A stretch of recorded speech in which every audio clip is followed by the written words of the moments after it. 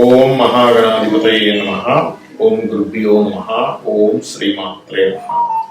పరమేశ్వర స్వరూపమైనటువంటి జ్యోతిష, వాస్తు మరియు ఇతర అనేకమైనటువంటి శాస్త్రములను మనకు అందించినటువంటి మహర్షులకి నమస్కారం. హయగ్రీవ హయగ్రీవ హయగ్రీవేతియో వదే తస్య నిస్సరతే వాణి జన్మకన్యా ప్రవాహవత్. అరుణాం కరుణాతరంగితాక్షీం కృతపాశాంకుశ పుష్పబాణ చాపాం అనిమాదిభిరావృతాం మయూకైః అహమిత్యేవ విభావయే భవానీం. శ్రీమాత్రే నమః.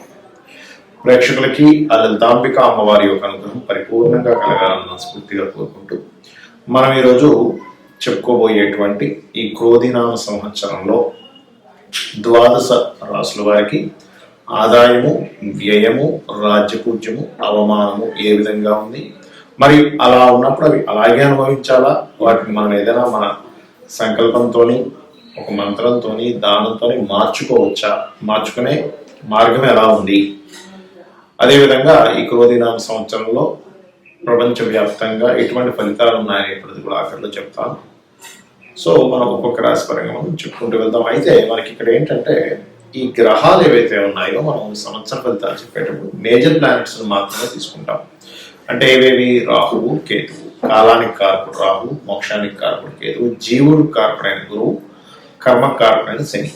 సంవత్సర ఫలితాలు కాబట్టి నెల ఫలితాలు చెప్పేటప్పుడు మిగతా ప్లానెట్స్ అన్నింటినీ తీసుకుంటాం. అయితే ఇక్కడ ఈ గురువు ప్రస్తుతం మేషరాశిలో ఉంటూ 2వ తేదీ 5వ నెల 2024 నుంచి వృషభంలోకి మారుతున్నాడు, పెట్టుకోండి. అదేవిధంగా శని భగవానుడు కూడా మనకి నెక్స్ట్ ఇయర్ అంటే వచ్చే సంవత్సరం 30వ తేదీ 3వ నెల 2025 నుంచి కుంభంలోకి మారుతున్నాడు, మకరంలో ఉన్న శని భగవానుడు. అయితే ఈ రాహుకేతువు మాత్రం మీనంలో కేతువు, మనకి కన్యా రాశిలో కేతు, మనకి మీనంలో రాహు అండి, కేతువు కాదు, మీనంలో రాహువు, కన్యా రాశిలో కేతువు సంచరిస్తున్నాడు. అంటే ఇక్కడ ఏంటి అంటే ఈ రాహుకేతువులు మీనరాశిలో రాహువు, కన్యలో కేతువు ఉంటూ ఇది సంవత్సరంన్నర పాటు ఉంటారు. కాబట్టి ఈ సంవత్సరంలో ఎక్కడ మనకి మారటం లేదు. కాబట్టి ఈ మేజర్ ప్లానెట్స్ లో ఈ 2 ఛాయాగ్రహాలు మారట్లేదు. కానీ మిగతా గురువు, శని మాత్రం ఈ యొక్క మేలో గురువు, వచ్చే సంవత్సరం ఏప్రిల్ మన మార్చ్ ఎండింగ్ లో శని భగవానుడు మారుతున్నాడు. ఈ యొక్క గ్రహస్థితిని అనుసరించి ద్వాదశ రాశుల వారికి ఎలా ఉండబోతుందనే విషయం మనం ఇప్పుడు తెలుసుకుందాం. మరి వృషభ రాశి వారికి ఆదాయము, వ్యయము, రాజ్యపూజ్యం, అవమానం ఎలా ఉంది చూసుకున్నట్లయితే ఆదాయం 2, వ్యయం 8. అంటే ఏమిటంటే 2, 8 ఎలాగా? అసలు మనం ఇది ఎందుకు చెప్పుకుంటున్నాము? ఆదాయం 2 ఏంటి, వ్యయం 8 ఏంటి అంటే కొంతమంది చూడండి ఒక్కోసారి ఏమంటే వచ్చేది 2 లక్షలు అయితే ఖర్చు అయ్యేది 8 లక్షలు ఉంటుందండి అంటూ ఉంటారు. అంటే ఏంటి? ఇది ఎందుకు చెప్పుకోవాలి అంటే ఫ్యూచర్ ఇలా ఉండబోతుంది కాబట్టి ఇక్కడ నువ్వు బ్యాలెన్స్ చేసుకో. అనవసరంగా ఎక్కువ ఖర్చులు అయ్యేటువంటిది ఏదైనా ఉండబోతుందా, నువ్వు బ్యాలెన్స్ చేసుకోవాలి. ఇంత నువ్వు చెల్లించవలసి వస్తుంది అని చెప్పడం మరి ఇది ఖచ్చితంగా ఇలా జరుగుతుందంటే ఇట్స్ డిపెండ్ ఆన్ మీ జన్మ జాతకంలో కనుక బలం బాగుంది, ఆదాయ బలం చాలా బాగుంది, ఆ దశ నడుస్తుంది, అప్పుడు మీరేం టెన్షన్ పడక్కర్లేదు. దీని గురించి నేను మీకు ఎండింగ్ లో కూడా చెప్పాను, అది గుర్తుపెట్టుకోండి. అయితే ఇక్కడ గుర్తుపెట్టుకోవాల్సిన అంశం ఏమిటంటే మరి గోచార గ్రహాలు ఈ రకంగా ఇస్తున్నాయి కదా, దీనికి ఏం చేయాలి?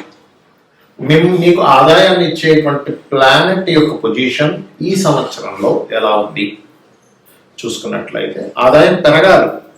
8 ఖర్చు ఉందంటే ఆదాయం 2 దగ్గర ఉంటే సరికొద్దిగా పెరగాలి. అంటే ఏం చేయాలి? మీరు నిత్యము గుర్తుపెట్టుకోండి, విష్ణు గణపతి, విష్ణుమూర్తి యొక్క స్తోత్రాలు అంటే ఏంటి? విష్ణు సహస్రనామాలు, గణపతి యొక్క ఆరాధన చేసుకోండి. మీకు ఖచ్చితంగా ఆదాయం పెరిగి తీరుతుంది, అందులో ఎటువంటి సందేహం లేదు. మరి వ్యయం 8 ఉంది కదండి, దీన్ని తగ్గించుకోవాలి కదా, ఎందుకంటే ఇలా చేస్తేనే బ్యాలెన్స్ ఉండదు. ఒక ఆదాయం పెరగాలి, వ్యయం తగ్గాలి, అప్పుడే బ్యాలెన్స్ అవుతుంది. లేకపోతే ఏమవుతుంది? ఇంబ్యాలెన్స్ అయిపోతుంది లైఫ్ అనేది.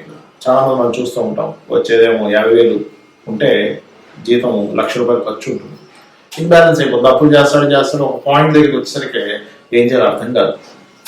మరి వ్యయం తగ్గాలి, ఏం చేయాలి? గుర్తుపెట్టుకోండి, మీరు 2 మే వరకు కూడా వీలైనంత శనగలు దానంగా ఇవ్వండి. 2 మే తర్వాత కందులు దానంగా ఇస్తూ ఉండండి, మీకు ఆటోమేటిక్గా తగ్గిపోతుంది. గ్రహాలన్నీ ఎలా ఉంటాయంటే మీరు పని చేస్తున్నారు, దీనికి సంబంధించిన ఆల్టర్నేట్ గా ఇంకోటి ఏదైనా మీరు ధార్మికమైన విషయం చేస్తున్నారు, ఖచ్చితంగా అది బ్యాలెన్స్ చేస్తుంది. మనం చాలా పురాణాల్లో వాటిలో వినే ఉంటాం. మార్కండేయుడు మరణం లేకుండా ఈశ్వరుని ఆరాధించి జ్ఞానం పొందాడు. మహాకవి కాళిదాసు ఏమీ నోటి నుంచి కనీసం ఏమి పథకం రానటువంటి వ్యక్తి మహాకవిగా మారిపోయాడు అన్నవారు అనుకుంటారు. ఇక్కడ ఏంటి అంటే కలియుగంలో చాలా చిన్న దాంతో అద్భుతాలు జరుగుతాయి. అంటే నామస్మరణ, కేవలం నామస్మరణతో అద్భుతాలు జరుగుతాయి. ఆదాయం పెరగాలి. ఇందాక నేను చెప్పినట్టుగా విష్ణు గణపతిని చేస్తూ దత్తాత్రేయుడిని మరియు స్కందుడిని చేయండి ఆరాధన. ఆటోమేటిక్గా మీకు వ్యయం ఎక్కువగా ఉంది, తగ్గిపోతుందండి. మీరు చూడొచ్చు, మీరు కళ్ళకు చూడొచ్చు. ఇక తర్వాత రాజపూజ్యం 7, రాజపూజ్యం 7, అవమానం 3. ఇది బాగానే ఉంది. అంటే మెచ్చుకునేవారు 7 ఉంటాయి. కొంచెం మనం తప్పులు చూపించేవారు 3 ఉన్నారు కాబట్టి దీని గురించి మనం ఏమి టెన్షన్ పడాల్సిన అవసరం లేదు. మరి ఇక్కడ ఈ ఆదాయం పెరగడానికి నేను మీకు ఇందాక గణపతి విష్ణువు చేయాలని చెప్పాను. మరి ఏ రూపంలో ఆదాయాలు ఉంటాయి? సాఫ్ట్వేర్ రిలేటెడ్ రూపాల్లో ఆదాయాలు పెరుగుతాయి, గుర్తుపెట్టుకోండి. మరి ఈ మాసంలో మీకు గుర్తింపు ఎలా ఉంటుంది అని చెప్పి చూసుకున్నట్లయితే గుర్తింపుకి ప్రాబ్లం ఏమీ ఉండదు, మంచి గుర్తింపు ఉంటుంది. కొత్తగా ఏవైనా సరే ప్రారంభించడానికి మంచి అనుకూలత ఉంటుంది మే వరకు కూడా. మే తర్వాత కనుక చూసుకున్నట్లయితే మీకు వివాహ సంబంధించిన విషయాలు చాలా అనుకూలంగా ఉంది. గురువు వచ్చి లగ్నంలో కూర్చొని సప్తమాన్ని చూస్తున్నాడు కాబట్టి. కాకపోతే పంచమంలో కేతు ఉన్నందుకు ఫ్రెండ్స్ తోని ప్రేమ వ్యవహారాలకు సంబంధించిన అంశాలలోని చాలా చాలా చాలా జాగ్రత్తగా ఉండండి, ఇది గుర్తుపెట్టుకోండి. కాకపోతే గురువు రాశిలోకి వచ్చినప్పుడు సంతానం కోసం ఇబ్బంది పడేటువంటి వారికి, ప్రేమ వ్యవహారాల మూలంగా ఇబ్బంది పడేటువంటి వారికి, షేర్ మార్కెట్ రూపంలో డబ్బులు పోగొట్టుకున్నామంటే వాటికి సంబంధించిన ఇబ్బంది పడేటువంటి వారికి గురువు దృష్టి దాన్ని చాలా మటుకు మీకు కంట్రోల్ చేస్తుంది, గుర్తుపెట్టుకోండి. అలాగే మరి జాబ్ సంబంధించిన విషయంలో సంవత్సరం పొడుగునా ఆల్మోస్ట్ మార్చి వరకు కూడా శని భగవానుడు దశమంలోనే ఉంటున్నాడు మీకు. కాబట్టి వర్క్ స్ట్రెస్ ఎక్కువగా ఉంటుంది. ఈ వర్క్ స్ట్రెస్ లో అంటే జాబ్ పోవడాలనేటువంటిది చాలా తక్కువగా సూచిస్తున్నాయి. జాబ్లు ఉంటాయి అనేటువంటి డౌట్ లేదు. కాకపోతే ఇక్కడ ఏమవుతుంది, ఈ సంవత్సరం ముఖ్యంగా మీకు ఆల్మోస్ట్ గమనించుకున్నట్లయితే అక్టోబర్ నవంబర్ మాసంలో, జూన్ జూలై మాసం నుంచి అక్టోబర్ నవంబర్ మాసం వరకు శని వక్రిస్తాడు. కాబట్టి ఈ జూన్ జూలై నుంచి అక్టోబర్ నవంబర్ మాసంలో ఉన్న ప్రదేశం నుంచి ఉద్యోగరీత్యా వేరే ప్రదేశాలకు వెళ్ళడం అనేటువంటిది స్పష్టంగా గోచరిస్తుంది. ఇంపోర్ట్ ఎక్స్పోర్ట్ బిజినెస్ చేసేటువంటి వారికి చాలా బాగుంటుంది, అందులో ఎటువంటి ఇబ్బంది లేదు. కొంచెం గర్భవతులు కొంచెం జాగ్రత్తగా ఉండండి. సర్ప ఆరాధన చేయండి, గణపతి ఆరాధన చేయండి, అన్ని విధాలా మీకు బాగుంటుంది. మరి క్రోధినామ సంవత్సరంలో భౌగోళికంగా దీన్ని ముండేన్ ఆస్ట్రాలజీ అంటారు. అంటే బయట పరిస్థితులు ఎట్లా ఉంటాయి, క్రోధి అంటే క్రోధములు, ఒకరి మీద ఒకరికి విద్వేషాలు, కోపాలు పెరిగేటువంటి గ్రహస్థితి నడుస్తుంది. ఆల్రెడీ ఫిబ్రవరి నుంచి ప్రారంభం అయిపోయింది అనుకోండి. ఇదేదో క్రోధినామ సంవత్సరం వచ్చేటప్పుడే అని కాదు, ఫిబ్రవరి నుంచి ఇప్పుడు గ్రహస్థితి అనేది స్టార్ట్ అయిపోయింది. ఎందుకంటే ముఖ్యంగా గొడవలకి కారకుడైనటువంటి కుజుడు శత్రు గ్రహాలతో, శత్రు రాశులతో సంబంధాలు కలిగి ఉంటున్నారు. అంటే ఏమిటి, ఈ యొక్క క్రోధినామ సంవత్సరం కంటే ముందే కుజుడి యొక్క సంచారం మకరం నుంచి ప్రారంభమై రవితో కలుస్తూ, దాని తర్వాత మనకి కుంభంలో ఉండేటువంటి శనితోని, దాని తర్వాత మీనంలో ఉండే రాహుతో, వీటన్నిటిని క్రాస్ చేసుకుని వెళ్తున్నాడు కుజుడు. దీనివల్ల ఏమిటి, రాజులకి కొంతవరకు ముప్పు. అంటే పెద్ద పెద్ద వాళ్ళు కొన్ని కారాగార సంబంధంగా వెళ్ళవలసిన పరిస్థితి రావడం. ఎందుకు అంటే ఇక్కడ శని, రవి, ముఖ్యంగా రాజులు కారకమైన రవి మన శనిని రాహుని దాటుకొని వెళ్ళాలి. అంటే ఏమిటి, పెద్ద పెద్ద పోస్టులో ఉండేటువంటి వారు కావచ్చు, సీఎంలు కావచ్చు, మంచి రాజకీయ నాయకులు కావచ్చు, ఎవరైనా సరే కొంత జైలు పాలయ్యేటువంటి యోగములు, వాళ్ళకి బాగా అవమానం కలిగేటువంటి విషయాలు, ఎక్స్పెక్టేషన్స్ అంతా తారుమారయ్యేటువంటి విషయాలను కలిగింపజేస్తారు. ముఖ్యంగా రాజుల విషయంలో ఒకటి. రెండవది, రాజుల మధ్యన గొడవ, అంటే ఏదైనా కొద్దిపాటి యుద్ధ వాతావరణం. అదేవిధంగా కుజుడు పోలీస్కి వీటికి కారకుడు కదా, కాబట్టి ఇతని సంచారం కూడా దీని మీద ప్రయాణం జరుగుతుంది. కాబట్టి ఈ మిలిటరీ రిలేటెడ్ సంబంధించిన సరిహద్దుల్లో కొంత గొడవ వాతావరణం ఉండడం. అతి ముఖ్యంగా మీనరాశిలో రాహు సంచారం జరిగేటప్పుడు ప్రత్యేకంగా 2 విధాల ఇవి జరుగుతుంటాయి. ఏమిటి అంటే, ఒకవైపు ధార్మిక సంబంధించినటువంటి విషయంలో ఇంప్రూవ్మెంట్స్ జరుగుతూ ఉంటాయి, మరొక వైపు ధార్మిక సంబంధించిన విషయాలు కాపాడుకోవాల్సిన పరిస్థితి కూడా వస్తూ ఉంటుంది. అంటే నెగటివ్ అండ్ పాజిటివ్ స్ప్రెడ్ అనేది చాలా ఎక్కువగా జరుగుతుంది. దేని మీద?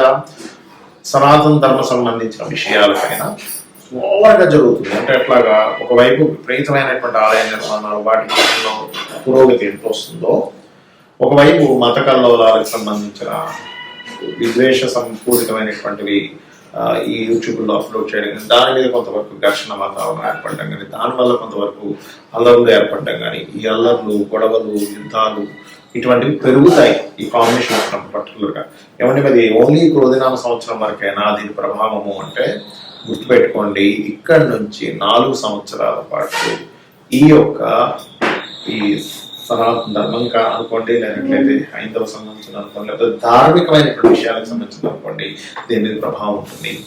అదేవిధంగా లాయర్లు, జడ్జులు, కొంతమంది ఎవరైతే ఉంటారో అంటే ధర్మాన్ని కాపాడేటువంటి వారి మీద కూడా కొంతవరకు ఇబ్బందికరమైనటువంటి వాతావరణం ఏర్పడుతుంది పెట్టుకోండి. అలాగే మరొక విషయం ఏంటంటే, ఈ కాంబినేషన్స్ మరి దీని నుంచి ఎలా బయటపడాలి సామాన్య ప్రజలు అని చూసుకున్నట్లయితే, ఒకటి గుర్తుపెట్టుకోండి, చండీ పారాయణం. మీరు ఎంత చండీ పారాయణం చేస్తే అంత బాగుంటుంది. అలాగే దుర్గా, ఓం దుమ్ దుర్గాయ నమః, ఈ రెండు ఎవరైతే ఎక్కువగా పాటిస్తూ ఉంటారో, దీంతో పాటు మీనరాశిలో రాహు యొక్క సంచారం అనేటువంటిది పితృదేవతలకి చేసుకుంటూ ఉండాలంటే, పితృదేవతల కోసమని మీరు అమావాస్య వచ్చినప్పుడు స్వయం పాకం ఇవ్వడం కనుక చేయగలిగితే అద్భుతమైన ఫలితాలు చూస్తారు. చాలా మంది చూడండి, ఏమంటే నాకు ఏం చేయాలో అర్థం కావట్లేదు, ఎన్ని పూజలు చేసిన ఫలితాలు రావట్లేదు అన్నప్పుడు పితృదేవత అనుగ్రహం అక్కడ లోపించిందని అర్థం. కాబట్టి ఇది కూడా చేయాలి.